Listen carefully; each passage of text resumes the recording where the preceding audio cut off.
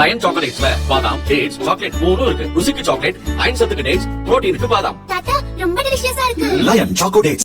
Cooker விசில மறந்து உணவு வீணாகி போச்சா?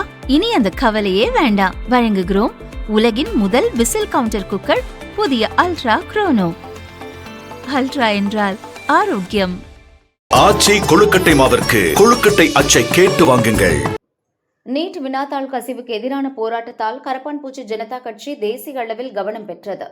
சமீபத்தில் தனியார் டிவி நடத்திய கருத்தரங்கில் அக்கட்சி தலைவர் அபிஜித் தீப்கே பங்கேற்றார்.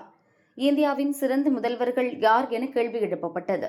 அதற்கு அவர் தமிழக பொருளாதார செயல்பாடுகளில் ஸ்டாலினும், கேரள சுகாதார சீர்திருத்தங்களில் பினராயி விஜயனும், டெல்லி கல்வி பணியில் கெஜ்ரிவாலும் சிறந்த முதல்வர்களாக பணியாற்றினர் என பதிலளித்தார்.